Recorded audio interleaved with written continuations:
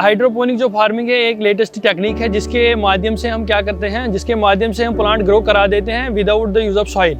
Actual में floriculture mission जो NBRI का एक प्रोग्राम चला रहा है, नेशनल बॉटनिकल रिसर्च इंस्टीट्यूट जो प्रोग्राम चला रहा है, उस फ्लोरिकल्चर मिशन के तहत हम फ्लोरल क्रॉप जो है, फ्लोरल जो प्लांट्स है उसमें से बहुत सारे फ्लोरल प्लांट्स आते हैं, उसमें से हम उनको ग्रो करा देते हैं।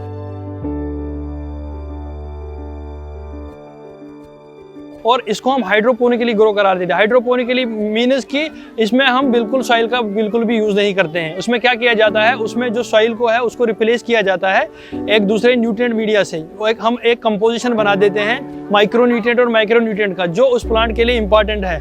तो हम उसका एक कॉकटेल बना देते हैं। कॉकटेल बनाने के बाद जो है उसका मिक्सचर बना देते हैं। उसके बाद प्लांट को उसमें ग्रो करा देते हैं और प्लांट जो है उसके बाद क्या करता है, उसको उसमें रखते हैं। उसके बाद प्लांट जो है अपना जो उसको न्यूट्रिएंट चाहिए वो उसको एक्यूमुलेट करता है। तो बिल्कुल भी सॉइल फ्री है, सॉइल इसमें बिल्कुल यूज नहीं होती।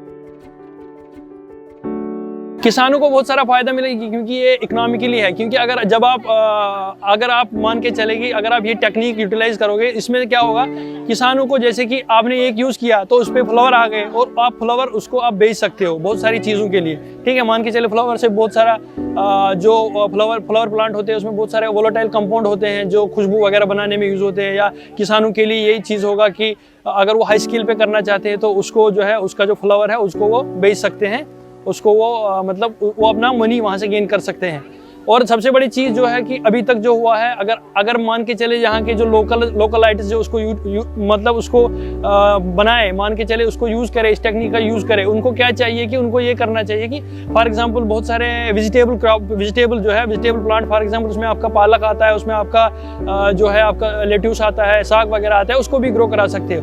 उसका सबसे बड़ा बेनिफिट क्या है कि आजकल ऑर्गेनिक फार्मिंग की तरह यूज़ होता है। क्योंकि आजकल जितने भी वेजिटेबल्स वगैरह आ जाते हैं वो कंटेमिनेटेड होते हैं, उनमें हैवी मेटल एक्यूमुलेशन हो जाती है। हैवी मेटल में आपका आर्सेनिक आ जाता है, आपका लेड आता है, आपका कैडमियम आता है। वो क्या करते हैं, जब आप ज़मीन में कहीं जगह कंटेमिनेटेड सॉइल होगी वहाँ से वो एक्यूमुलेट करते हैं। जब वो एक्यूमुलेट करते हैं तो आप उसको कंज्यूम करते हैं। जब आप उसको कंज्यूम करते हैं तो आपको बहुत सारी डिजीज़ का खतरा होता है। फॉर एग्जांपल अगर आप आर्सेनिक को कंज्यूम किए हैं तो आपको वो कार्सिनोजेनिक है और आपकी बॉडी पे इम्पैक्ट पड़ेगा उसका। इसके लिए नॉर्मल कंडीशन चाहिए, बस इसको मेंटेनेंस की ज़रूरत चाहिए। फॉर एग्जांपल आप जो मीडिया बना रहे हैं उसके लिए आपको पीएच का बहुत सारा रोल रहता है। उसका पीएच मेंटेन करना रहता है उसका, और जो है और बार उसको जो है इसमें जो है सफाई का ज़्यादा वो रहना चाहिए, क्योंकि इसमें अलगल ब्लूम वगैरह का खतरा रहता है। तो क्या लागत है? ये डिपेंड, आप अगर अपना घर में इम्प्रोवाइजेशन करके आप छोटे छोटे बकेट लगा के आप उसको कर सकते हो। अगर आप मतलब छोटी लेवल पे कर सकते हो 8-10 हज़ार का, तो अगर छोटी लेवल पे कर सकते हो। अगर आप उसको हाईली लेवल पे कर सकते हो तो उसके लिए तो ज़्यादा उसी हिसाब से कास्ट आएगा।